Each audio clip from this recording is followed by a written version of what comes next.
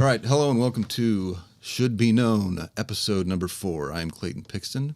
This is going to be a terribly exciting and revolutionary podcast episode because we're going to learn what the source is of our knowledge of right from wrong. Okay, how do we know right from wrong? Men over the centuries, over the ages, millennia, have tried to figure out how we know right from wrong. And today, we're going to find it. First, we're going to start out by reading a little article. Not the whole article at all, really. This little book called Aporia, I think I'm pronouncing that right, which is a student journal of philosophy. It comes from BYU. I was a student there, of course. This article is written by one Josephine Lovejoy, a student at Vassar College. It's called The Problems, Paradoxes, and Epistemic Implications of Self-Deception. She gives the example of a person, Violate, who is a vegetarian and animal rights advocate. Okay, and she goes into a thrift store one day and buys this fox fur coat, right? And so I guess a vegetarian would never do that, or an animal rights advocate, definitely. But she does it. And then, so she has this tension between what she avows that she is, this animal rights advocate, and what she just did, that she's got to kind of justify. And she finds herself justifying that, and that tips her off to the fact that something's not right, and she feels this tension. And I would propose that Josephine is right here, that we do feel that tension when we do something well, here's the thing. In Josephine's kind of assessment or whatever, like she says, I do not wish to claim that wearing fur is objectively immoral, but rather that for Violet, it is contrary to her vegetarianism and therefore immoral for her. So, it's immoral for her, but not necessarily for someone else, and it's based on what? Because it's contrary to her vegetarianism. But what's her vegetarianism? Is that right or wrong for her? You know what I'm saying? Like, how do we know it's wrong for her to do that? And in the end, we find out that Violet discovers, through her justifying herself, basically, for doing this, she discovers, well, I guess I'm not a vegetarian really after all.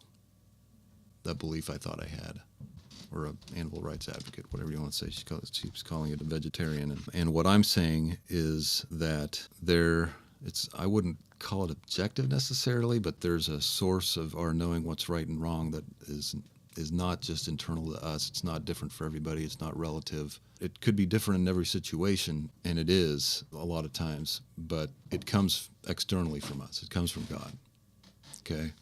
But kudos to you, Josephine, because you pointed out a good point that we do get tipped off from noticing ourselves justifying ourselves for stuff and feeling that tension. Only that we can't go back and change the truth, the light that tells us what's right and wrong. Okay, so how do we know that? It has a name. It is called, should I spoil it here? Yeah, I'll just spoil it for you. It has a name. It's called the light of Christ, or the Spirit of Christ. Those are two synonymous terms, light of Christ, Spirit of Christ, okay? And it comes from God, and we're going to read about it. This is in John, okay? The true light, it's talking about Jesus Christ, right? The true light which lighteth every man that cometh into the world. So Christ is the light that lighteth every man that cometh into the world. Well, we're all in the world, right? In him was life, and the life was the light of men. Going in chronological order here, we're going to turn to the prophet Mormon, in the Book of Mormon. For behold, my brethren, it is given unto you to judge, that ye may know good from evil, and the way to judge is as plain moment. And the way to judge is as plain, that ye may know with a perfect knowledge, as the daylight is from the dark night. That's how easy he says it is to know the difference between good and evil.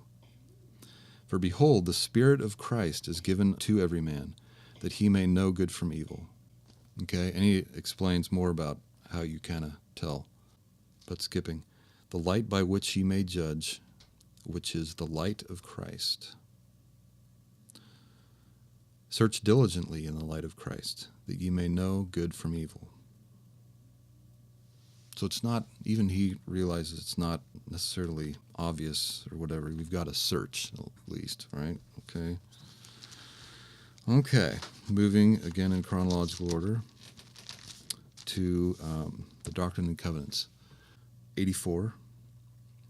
And it says, the Spirit of Jesus Christ, the Spirit giveth light to every man that cometh into the world. That's the same thing that John said. And the Spirit enlighteneth every man through the world that hearkeneth to the voice of the Spirit. And every one that hearkeneth to the voice of the Spirit cometh unto God, even the Father. Okay, now we're in section 88. Jesus Christ, he that ascended up on high, as also he descended below all things, in that he comprehended all things, that he might be in all and through all things, the light of truth, which truth shineth. So it's the truth that shineth, okay? This is the light of Christ. As also he is in the sun, and the light of the sun, and the power thereof by which it was made. And it says the same for the moon, and the stars, and the earth. And the light which shineth, which giveth you light, is through him who enlighteneth your eyes, which is the same light that quickeneth your understandings. Isn't that interesting? Same light that lighteneth our eyes is the same light that quickeneth our understandings. Which light proceedeth forth from the presence of God to fill the immensity of space. The light which is in all things, which giveth life to all things, which is the law by which all things are governed, even the power of God, who sitteth upon his throne, who is in the bosom of eternity, who is in the midst of all things. Okay, but we see that the point is that it comes from God, okay? And it proceedeth from his presence to fill the immensity of space. It's in all things, through all things. It's in us, part of us.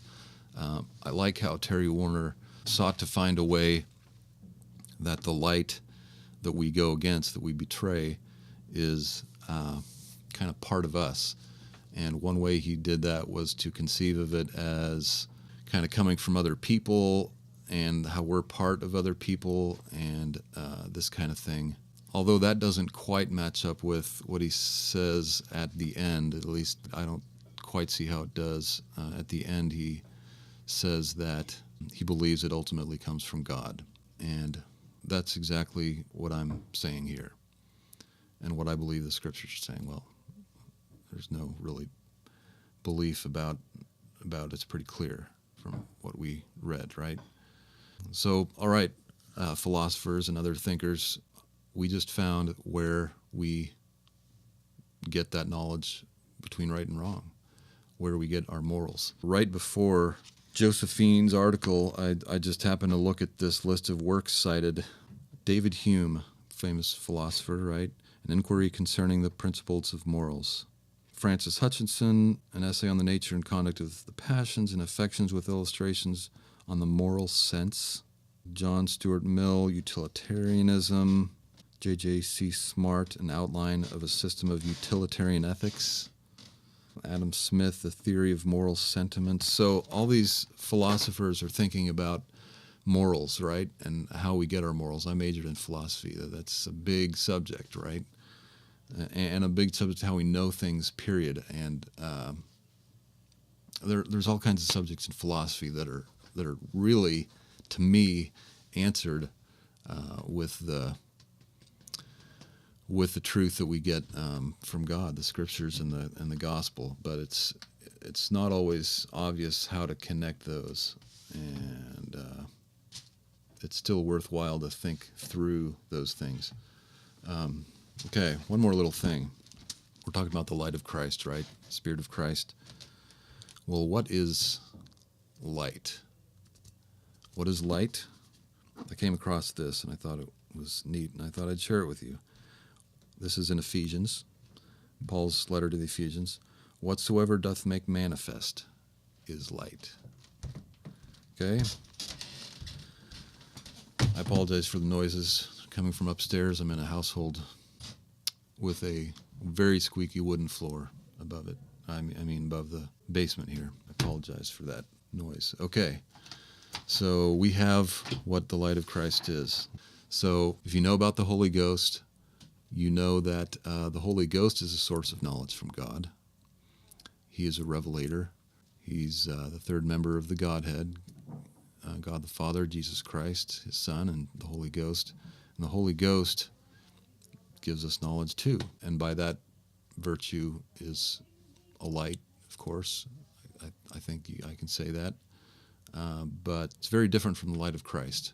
The light of Christ we don't notice because we're born into the world. That's all we know. We're here. We've never felt the absence that we can remember.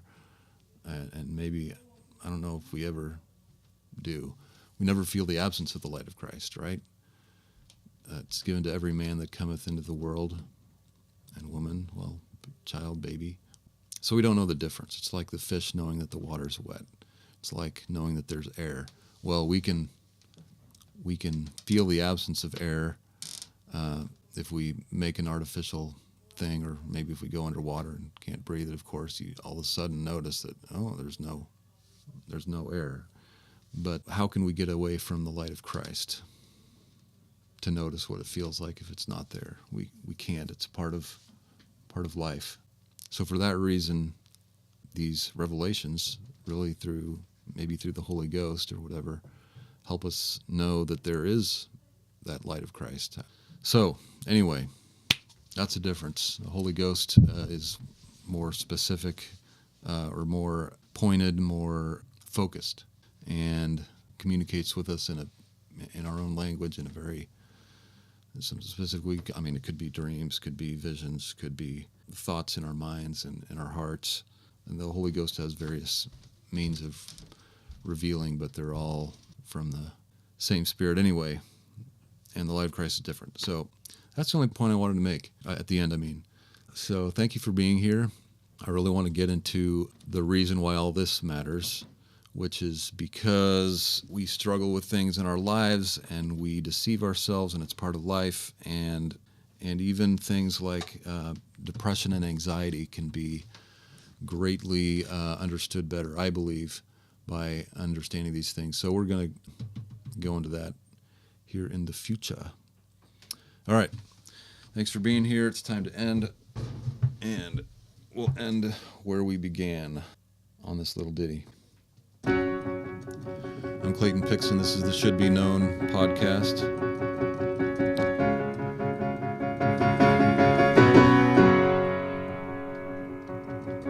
And this is episode 4.